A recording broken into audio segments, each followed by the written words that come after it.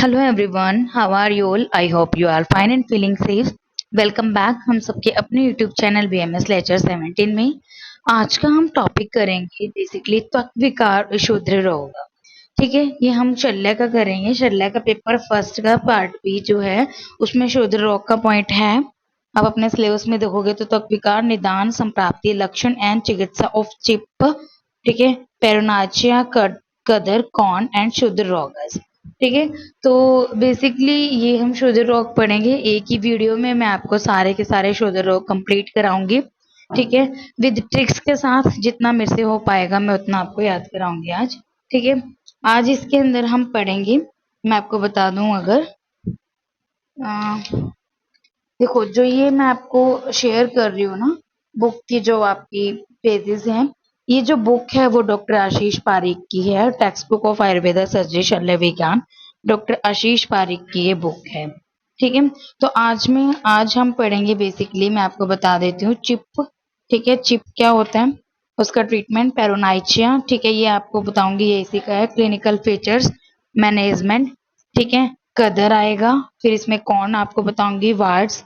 ठीक है, व्रण ग्रंथि। देखो, हाइपरट्रॉफी कारक किलोइड की ऑलरेडी वीडियो में अपलोड कर चुकी हूँ। अगर आपने वो वीडियो नहीं देखी है ना, तो आप मेरे आप मेरे प्लेलिस्ट में जाना, यहीं पे शल्य की, वहां पे आपको ये वीडियो मिल जाएगी। ठीक है, और उसके बाद त्वक अर्श।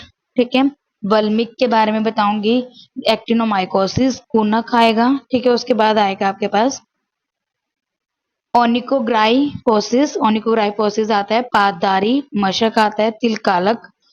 ठीक है, अंधलजी, बॉयल, फ्रंकल आएगा, एंड शर्करा अर्बुद आता है। तो ये सारा का सारा हम इस वीडियो में देखेंगे। सारे के सारे मैं शुद्ध रोग आपको इस वीडियो में कराऊंगी। ठीक है, और उससे पहले जिस भी स्टूडेंट को बीएमएस फोर्थ ईयर की ऑनलाइन क्लासेस ज्वाइन करनी है, या फिर आपको पीजी की प्रिपरेशन की क्लासेस ज्वाइन करनी है, तो आप मुझे मेरे टेलीग्राम चैनल बीएमएस लेक्चर 17 पे मैसेज कर सकते हो, और या फिर आप मुझे या फिर आप मेरे को मेरी पर्सनली जीमेल आईडी pmslectures910@gmail.com, वहां पे आप मुझे मैसेज कर सकते हो। ठीक है, तो स्टार्ट करते हैं। सबसे पहले त्वक विकार और शुद्ध रोग। अगर शुद्ध रोग की मैं बात करूँ ना, अगर टोटल ये चाहे तो आपको पूरा 10 नंबर में कह सकते हैं कि सारे शुद्ध रोग एक्सप्लेन करो 10 मार्क्स में, या फिर आपको अलग अलग से ये 2 मार्क्स में पूछे जा सकते हैं। ठीक है, तो मैं आपको साथ साथ बता दूंगी क्या 2 का बनता है, क्या 4 का बनता है। तो शुद्ध का मतलब होता है अल्प, और ऐसी व्याधियां जो अल्प निदानों से उत्पन्न होती है, थोड़े ही लक्षण होते हैं, थोड़े ही कारण होते हैं, और जिनकी चिकित्सा हेतु अल्प उपायों की आवश्यकता होती है, थोड़े ही उपायों से वो ठीक हो जाते हैं, तो ये क्या होते हैं, शुद्ध रोग। ठीक है, और इसी के साथ ऐसी व्याधियां जिनका विस्तृत वर्णन शास्त्र में नहीं है, तो संक्षेप में है, तो उसे शुद्ध रोग कहते हैं। तो संख्या की बात करें, आचार्य सुश्रुत जी ने 44 माने हैं शुद्ध रोग, भागवत जी ने 36 माने हैं, आचार्य माधव जी ने 43, षडानंद ने 60। ये सब याद करने की आपको जरूरत नहीं है। बात करते हैं चिप की। अब चिप क्या होता है? चिप होता है जो नख होता है, ध्यान से सुनना, जो आपका नख है, और अब अपने नाखून के उससे ही ध्यान से सुनना, समझना। नाखून और जो नाखून का मांस होता है, नख और नख के मांस का आश्रय लेकर वात और पित्त क्या करेगा? वात करेगा पेन, और पित्त करेगा दाहयुक्त, क्या करता है? पाक कर देता है, पका देता है साइड में से। ठीक है, और उत्पन्न कर देते हैं, उसे चिप रोग कहते हैं। इसे ही शतरोग और उपनख भी बोलते हैं। तो अलग से अगर उपनख आता है तो आपको टेंशन लेने की जरूरत नहीं है। ठीक है, या फिर आपके पास शतरोग आए तब भी आपको घबराना नहीं है। शतरोग भी इसी को कहेंगे, उपनख भी इसी को कहेंगे। ठीक है, आचार्य चरक ने इसे मांस अस्त्र दूषी रोग कहा गया है। ठीक है जी, तो मैं आपको सिंपल बताती हूँ। अब नेक्स्ट इसकी पिक आएगी, या फिर आपको मैं पहले ही दिखा देती हूँ। देखो, इसमें क्या है, आपको दिख रहा होगा मांस थोड़ा व्हाइट व्हाइट सा ये दिख रहा है नेल्स के इधर। ठीक है, तो ये जो है मांस, नख में और नख के मांस में वात और पित्त दूषित होकर क्या कर देते हैं? पाक कर देते हैं, उसे ही बोलते हैं। ठीक है, उसे चिप कहते हैं। इसका ट्रीटमेंट क्या है? बेसिकली सर्वप्रथम उष्ण जल से सिंचन करके दुष्ट मांस का लेखन करना है। उष्ण जल से सिंचन करके मतलब एक किस्म का, उसको ऐसे सोचो थोड़ी कोमल सी बना के उसका लेखन करना है, जो भी दूषित आपकी मांस होगी। उसके बाद क्या करना है, इसके अंदर आपको रक्त मोक्षण के पश्चात रक्त निकाल दे, चक्कर तेल से वहां पे अभ्यंग करना है। कौन से तेल से? चक्कर तेल से। जैसे उसके अंदर चक्कर लगाने हैं हमें, ठीक है। चक्कर तेल से अभ्यंग करना है। सर्ज चूर्ण का प्रतिसारण करके व्रण बंधन करना चाहिए। और सर्ज चूर्ण का क्या करना है आपको? प्रतिसारण करके व्रण बंधन करना चाहिए, ठीक है।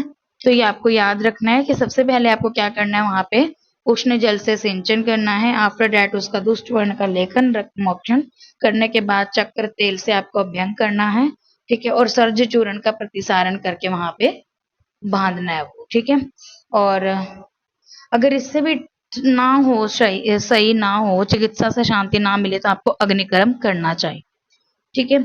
अब इसका आता है मॉडर्न। मॉडर्न में इसको कोरिलेट हम कर सकते हो paronychia. Paronychia means infection of the nail fold with और without extension deep to the nails. Deep ना जाके, हो भी सकता है डीप तक चला जाए, इन्फेक्शन ना भी हो। The infection is usually occur for careless nail pairing. जब पेयरिंग, जो ढंग से नेल्स नहीं काटते, उनकी पेयरिंग मतलब नेल्स की इतनी केयर नहीं करते। The inflammation originate beneath the Eponaitium, ठीक है। And suppuration usually follow with may burrows beneath at the base of nails. जो इपोनाइचियम होता है, ये थिक लेयर होती है स्किन की सराउंडिंग फिंगर नेल्स। आपने देखा भी होगा कभी कभी ना, किसी की मतलब फटी फटी सी रहती हैं ये। It protect area between nails and epidermis from exposure to bacteria, और यही बचा के रखते हैं। अब जिनकी ये फटी फटी होंगी उनको ज्यादा चांस रहेगा कि ये सब हो जाए। क्लिनिकल फीचर्स क्या होते हैं? This is commonest infection of the hand. Common infection रहती है हैंड की, तो रेडनेस स्वेलिंग रहेगी नेल फोल्ड पे, और वेरी पेनफुल कंडीशन होती है जब तक इसमें पाप पस रहती है ना, बहुत पेन होता है इसके अंदर। मैनेजमेंट क्या है? इसके एंटीबायोटिक देने हैं, एंटी इन्फ्लामेटरी ड्रग्स देने हैं। और इफ देर इज पस, अगर पस है तो उसको ड्रेन कर दो, सिंपल इंसिजन करके नेल फोल्ड को उठा के ऐसे पस को निकाल दो, ठीक है। This process should be done under digital block anaesthesia. वैसे इतना मतलब ब्लॉक ब्लॉक करने की तो जरूरत नहीं है एनेस्थीसिया देने की। सिंपल थोड़ा सा अगर आप पंच भी करते हो ना यहाँ पे, तब भी हो जाता है, वो पस बाहर निकल जाती है। इफ द पस है स्प्रेड बीनीथ द स्केल, अगर बीनीथ द नेल, नेल के नीचे तक चली गई, तो नेल को तब वहां पे दिक्कत है कि हाँ, नेल शुड बी एक्साइज, उसको निकालना पड़ता है पूरा। और फिर पस को मतलब ये तो बहुत क्रोनिक स्टेज हो जाती है, ठीक है। फिर पस को बाहर निकालना, ठीक है। तो if the nail has spread beneath the, if the pus has spread beneath the nail should be excise to drain the pus properly, ठीक है। तो अगर आपके पास 4 मार्क्स में क्वेश्चन आता है चिप या फिर पेरोनाइचिया, तो आपको ये दोनों लिखने पड़ेंगे। नेक्स्ट आता है कदर। कदर का क्या होता है? अब इसकी भी मैं पिक दिखाती हूँ। ये रहा कदर। कौन जिसको बोलते हैं, ये हुआ भी होगा जब ज्यादा चल लेते हैं कुछ लोग, या कोई हार्ड चप्पल वगैरह या कोई हार्ड चीज मतलब लगती रहती है ना पैरों में, तो कौन बन जाते हैं। तो क्या है ये? कंकर या कंटक आदि से आघात के कारण पैर में मेद और रक्त दूषित प्रकोपित हो जाता है। कौन सा? मेद और रक्त। पैरों में रक्त है और मेद होता है, तो मेद और रक्त दोष प्रकोपित हो जाता है, जिसका परिणाम स्वरूप कीलवत, कील के समान कठिन मध्य भाग में निम्न, मध्य से ये नीचे की तरफ रहता है, और उन्नत कोल मात्रा बेर के आकार का ये होता है, और वेदना और स्त्रावयुक्त ग्रंथि उत्पन्न करता है। वेदना और स्त्रावयुक्त इसके अंदर ग्रंथि उत्पन्न करते हैं, उसे कदर कहते हैं, ठीक है। क्या बताया इन्होंने? जैसे कंकर वगैरह से चोट लग गई, तो उससे पैर के मेद और रक्त को दूषित कर दिया। वहां पे क्या होता है कि बीच में से तो ये निम्न होता है, मतलब अंदर की तरफ होता है, और अंदर ही अंदर ये क्या करता है, एक बेर के समान, गुठली के समान, जैसे बेर की गुठली होती है गोल, उसके जैसा वेदना करता है, और स्त्राव वाली ग्रंथि अंदर बना देता है, अंदर ही अंदर, ठीक है। इसका ट्रीटमेंट है कदर का शस्त्र से छेदन करना है, वहां पे उसको एक्सरसाइज करना और तेल द्वारा वहां से दग्ध करना है। तेल से, तेल अंदर डीप तक जाएगा, इस कारण तेल से वहां पे दग्ध करना है कदर। कौन कौन से इसको कोरिलेट कर सकते हैं मॉडर्न में? तो कौन क्या है? Thick and localise hyper keratosis of the skin. क्या होता है इसके अंदर? ये थिक हो जाता है वहां की localise hyper keratosis of the skin. Common site इसका प्रेशर साइट रहता है, जैसे सोल्स पे, टॉयज पे, ठीक है, इस पे रहता है ये। And it occur when an area of skin is repeatedly expose to pressure, और रब होता रहता है मतलब कोई ज्यादा प्रेशर लगता रहता है उनके ऊपर, और बहुत पेनफुल होता है जब खड़े होते हैं, चलते हैं, रब होते हैं ये पैर। तो इट समटाइम रियकर आफ्टर एक्सीजन, अगर एक्सीजन कर भी दें तो ये रियकर हो जाते हैं। If it has hard centre course, centre में से बहुत हार्ड होता है और डीप तक ये होता है, अंदर ही अंदर भरता है, और बाहर तो देखने में बिल्कुल एक बिल्कुल थोड़ा छोटा सा ही लगता है, लेकिन अंदर ही अंदर इसमें ग्रंथि बनती है। मैनेजमेंट इसका वही है कि सॉफ्ट पैडेड शूज आपको डालने हैं, एप्लीकेशन ऑफ सैलिसिलिक एसिड और कार्नेशन कैप और सर्जिकल एक्सीजन आपको करना है if the above said measures fail.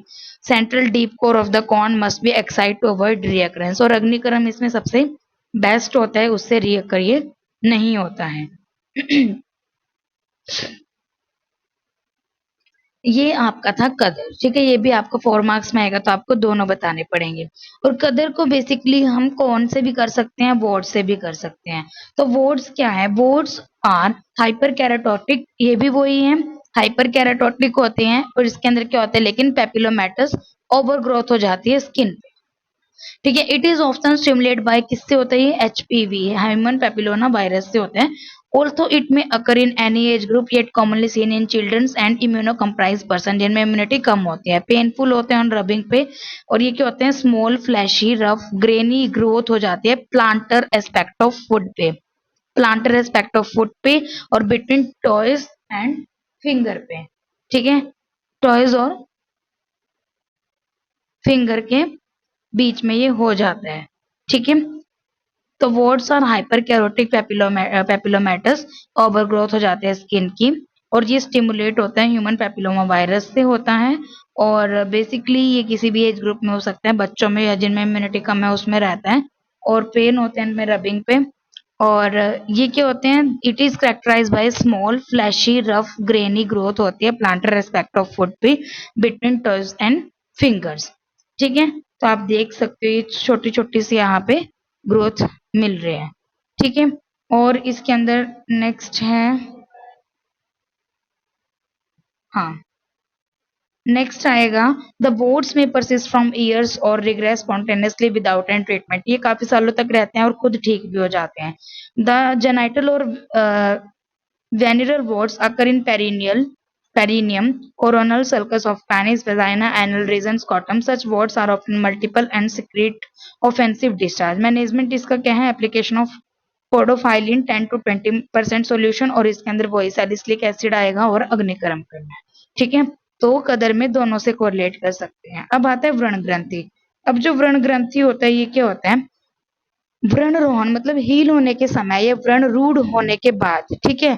अपथ्य अगर आपने खा लिया, तो जैसे अभी ठीक भी नहीं हुआ था, ठीक होने के स्टेज में था, आपने अपथ्य खा लिया, उससे क्या होगा, वो जो आपकी बूंद होगी वो आद्र हो जाएगी, उसमें क्या होगा, और बंधन ना करने से या पत्थर आदि से आघात होने से, ये दूषित रक्त का शोषण होने के कारण वहां पे क्या हो जाता है, दूषित रक्त वहां पे सूख जाता है और व्रण ग्रंथि बना देता है, और इसमें दाह और कंडू लक्षण दिखाई देते हैं, और ये बेसिकली असाध्य इसको बोला गया है। तो व्रण ग्रंथि का अपक्व अवस्था में ही छेदन आपको करना चाहिए, नहीं तो क्या होगा, तत्पश्चात रक्त स्राव बंद होने पर अग्नि से दहन करना चाहिए, पहले छेदन और रक्त जब रुक जाए तो वहां पे अग्निकर्म करना है, अन्यथा ग्रंथि का पूर्णतः छेदन ना होने पर आपको रियकर ये दोबारा हो जाएगा। तो in modern we can correlate with hyper keloid scar, नहीं, हाइपरट्रॉफी स्कार और किलोइड। तो हाइपरट्रॉफी स्कार और किलोइड की ऑलरेडी वीडियो मैं अपलोड कर चुकी हूँ, अगर आपने वो वीडियो नहीं देखी है तो आप मेरी शल्य की प्लेलिस्ट चेक करना, आपको वहां पे वो वीडियो मिल जाएगी, ठीक है। तो आप जब ये क्वेश्चन आए तो आपको वो भी इसके साथ कोरिलेट करके लिखना है। नेक्स्ट आएगा आपके पास यहाँ पे त्वक अर्श। अब त्वक अर्श क्या होता है, आचार्य डलहल ने चरम कील को त्वक अर्श बोला है, चरम कील को, जैसे चरम में कील जैसी हो जाएगी उसे त्वक अर्श बोला आचार्य डलहल ने।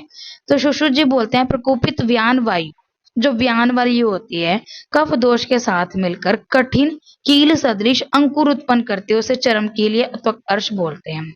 व्यान वायु कफ के साथ मिलेगी, ठीक है, और कठिन कील जैसी उत्पन्न कर देती है, इस कारण से चरम कील या त्वक अर्श बोलते हैं। दूर तक भी हमें ना, दूर दूर तक अगर हम सोचे तब भी हम ये नहीं सोच सकते कि त्वक अर्श को चरम कील से कोरिलेट करेंगे, त्वक अर्श कहाँ कील कहाँ, है ना।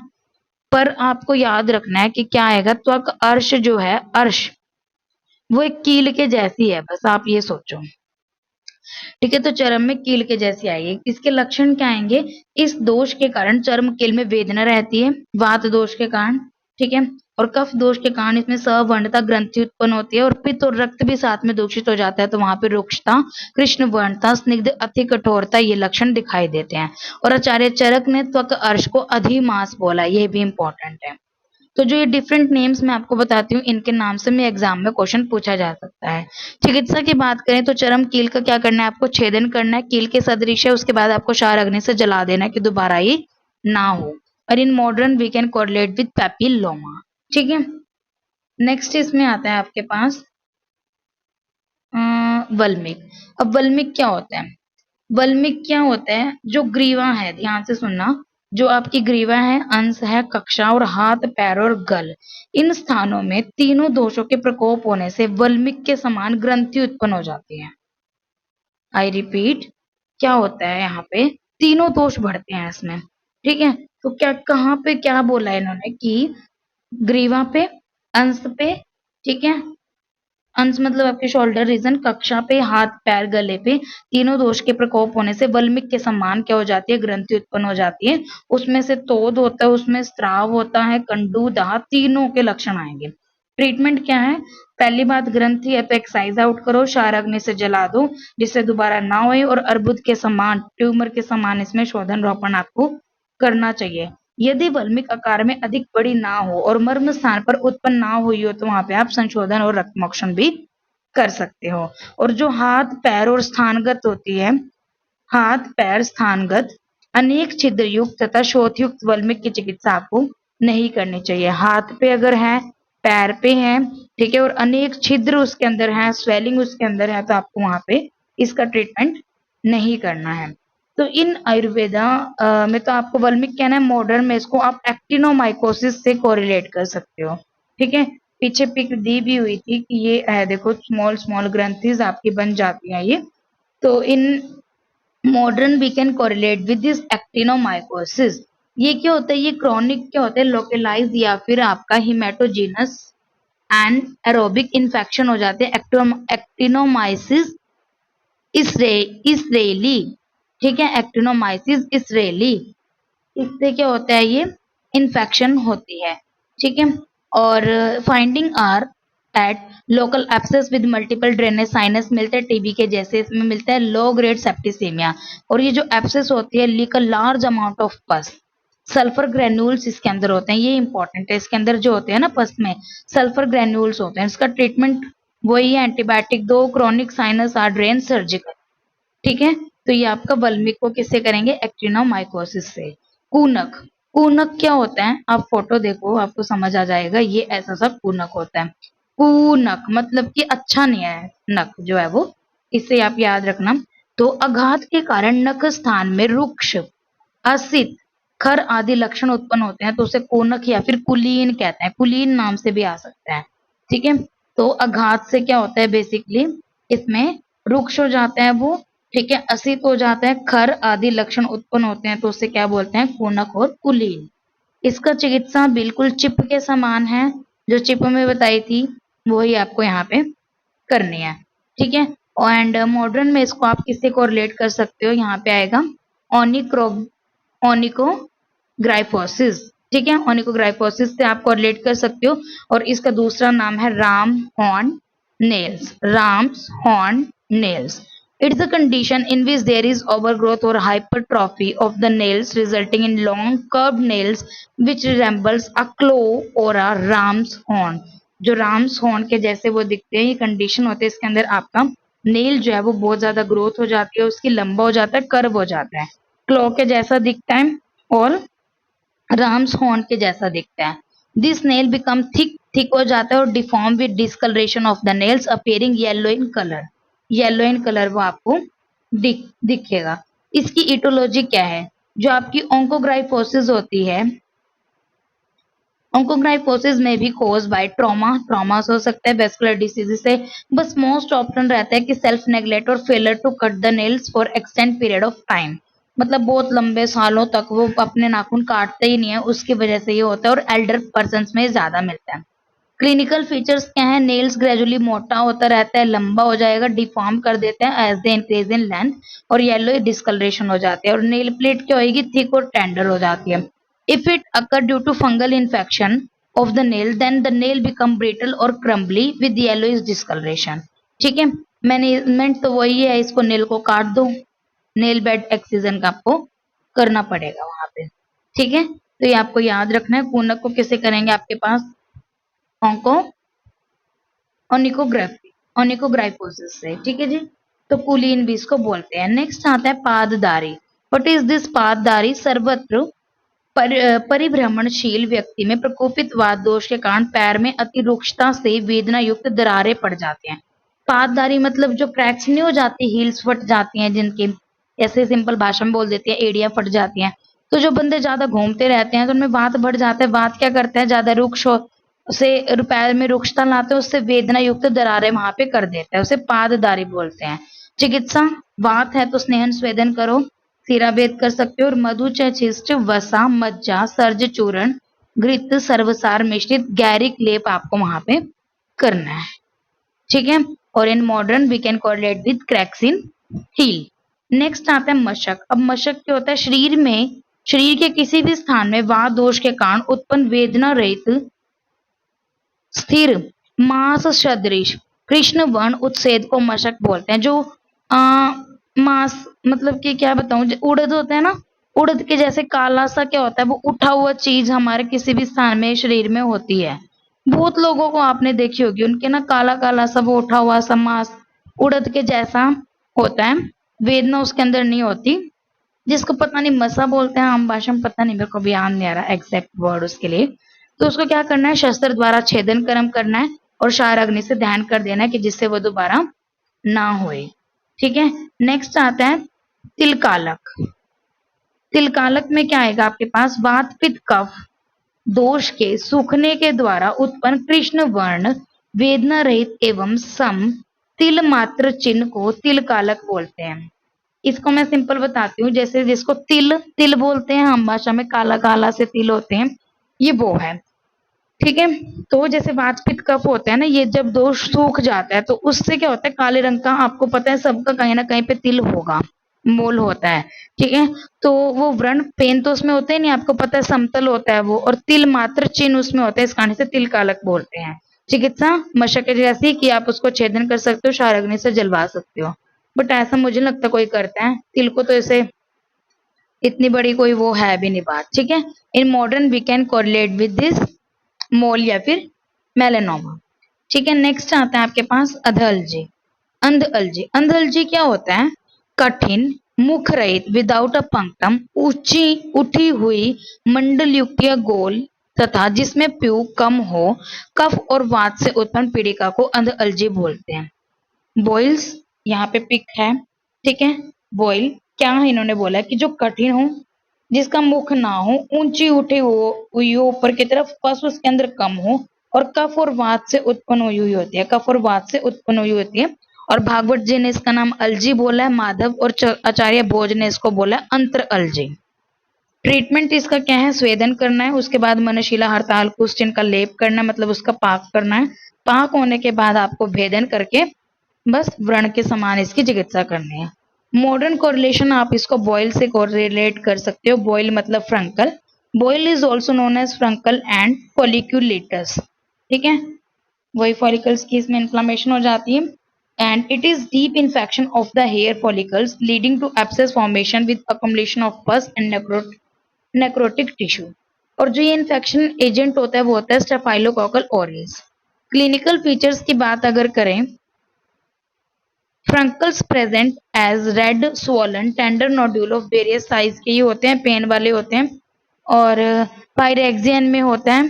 ठीक है, after a period of time central part furuncle का सॉफ्ट हो जाता है, कन्वर्ट हो जाता है वो पस्ट्यूल में, और पस्ट्यूल रप्चर्ड हो जाते हैं, डिस्चार्ज उसमें से पस निकल जाती है। ठीक है, और अनहाइजीन कंडीशन और immuno compromise status provokes this condition, उनमें ज्यादा रहता है ये। Blind boil is another type which spontaneously subside without separation. Example है इसका स्टाइल।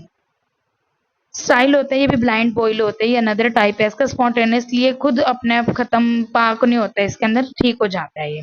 कॉमन जो साइट रहती है इसकी वो ऑफ्टन ऑन नेक पे होगा, बैक पे, फेस पे, नेक पे होगा, बैक पे होगा, फेस पे होगा, बटक्स पे, थाइस पे। It occur in hirsute hairy places which are prone to sweating और फ्रिक्शन। ठीक है, जो फ्रंकल होता है on external auditory methods is an extremely painful. अगर एक्सटर्नल ऑडिटरी में हो जाए ना ये तो बहुत ज्यादा पेनफुल कंडीशन होती है, because hair skin is attach to underline cartilage से कनेक्ट होती है and there is very little space for collection of any exudate, तो वहां पे बहुत ज्यादा एक्सट्रीम पेन होता है। तो कॉम्प्लिकेशन इसका कार्बंकल फॉर्मेशन और सेलुलाइटिस आएगा।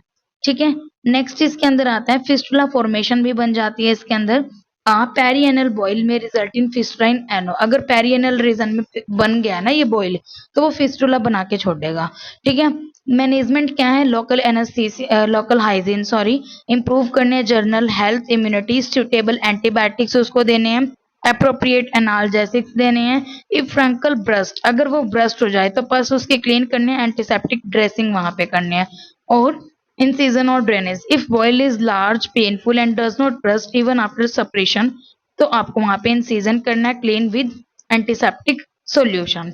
लास्ट रहता है इसके अंदर शर्करा अर्बुद। अब ये क्या होता है, शर्करा अर्बुद क्या होता है, जो आपके कफ, मेद और वात, कफ, मेद और वात, ये मांस, सिरा और स्नायु में प्रविष्ट होकर ग्रंथि उत्पन्न करते हैं। क्या करते हैं ये आपके, मैं बताती हूँ शर्करा अर्बुद क्या है। जो कफ, मेद, वात में, कफ, मेद, वात, ठीक है, कफ है, मेद है, वात, ये मांस, सिरा, स्नायु में प्रविष्ट होकर ग्रंथि उत्पन्न करते हैं। फिर वही ग्रंथि फूटकर मधु, घृत, वसा के जैसा अधिक मात्रा में स्राव बहती है। इस प्रकार उस रप्चर हुई ग्रंथि में वायु बढ़ जाएगी और मांस को सुखाकर ग्रंथि युक्त शर्करा को उत्पन्न कर देती है वो। ठीक है, इसके उपरांत सिरा के द्वारा दुर्गंध युक्त होता है, क्लीन और अनेक प्रकार के रंगों से युक्त स्राव होता है, उसे शर्करा अर्बुद कहते हैं। पहले इसमें क्या होती है, पहले तो सिंपल ग्रंथि होती है जिसमें आपका घी, मधु, वसा के जैसा स्राव निकलता है। फिर जैसे वो फट जाएगी तो दोबारा उसमें वात बढ़ के फिर वो शर्करा वाली बनाते हैं, उसके अंदर अलग अलग प्रकार के स्राव होते हैं। ठीक है, उसे इन्होंने शर्करा अर्बुद बोला है। चिकित्सा इसके मेदोज अर्बुद के समान है। अर्बुद की ऑलरेडी वीडियो मैं अपलोड कर चुकी हूँ, अगर आपने वो वीडियो नहीं देखी है तो आप मेरी शल्य की प्लेलिस्ट चेक करना, आपको वहां पे अर्बुद की वीडियो मिल जाएगी। ठीक है, तो मेदोज अर्बुद के समान चिकित्सा करने हैं और in modern we can correlate with sebaceous horn या फिर कोक पेकुलियर ट्यूमर से आप इसको कोरिलेट कर सकते हो। ठीक है, तो यहाँ पे तो ये कंप्लीट हो गया।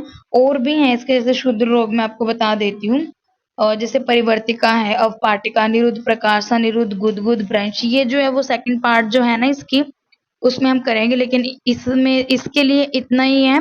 ठीक है, अगर आपसे शुद्ध रोग पूछा जाए तो आपको उनका आयुर्वेद विद मॉडर्न कोरिलेशन जरूर बताना है।